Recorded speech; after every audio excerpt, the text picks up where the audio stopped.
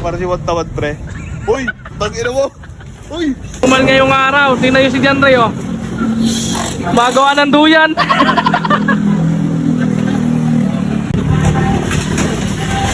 Ngayon yan, pre. Magawa ka ng tambayan mo dyan, ah. Uy, pre. Tangina, hindi ka maputol ka agad to. Tibay niya, no? Tuwagi, ikaw naman lalaglag, eh, no?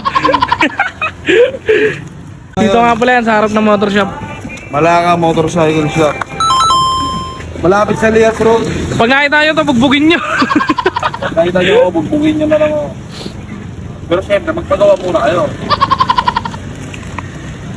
Tangina, pre, matibay ba yan, pre? Quality ba yan? Oo, putang ina, mas matibay pa to sa mukha nung nangutang ka. Dito nga pala kami nangunguha ng mangga, oh. Ay, may mga bunga na yung mga mangga na yan. Dito, Paantin lote nga pala to. pagkakuha mo ng mangga rito, higa ka lang dito, kain ka na. Wala ka nang isipin, wala nang problema. Pero ba't problemado ko? Upang na yan. Hindi ka rin ang buhay. Minsan, may problema din tayong dumaraan. Ayop. Kailangan natin malampasan yan. Garantisado ba yan, pre? Garantisado. Kumbaga sa motor, garantisado. Pre, lupit, pre. To, meron ako sa tricycle, oh. Tangina, baka magbigti ka. Hindi po. Huwag kang magbibigti, problema lang yan. Hindi po ako bibigde. Problema lang yan, pre, ah. Tangina, kaysa dito sa tali mo na to, baka bumigay to. Uling ko to, pre. Kaya matibay yan. Matibay pa sa relasyon mo yan. Sarap dito. Pati raw dito, baka ako di lang naligo. Naligo ka ba?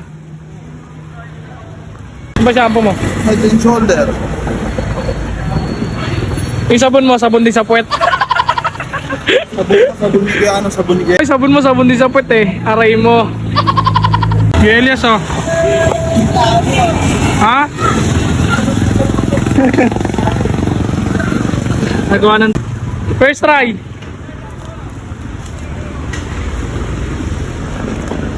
Ayan na, testing.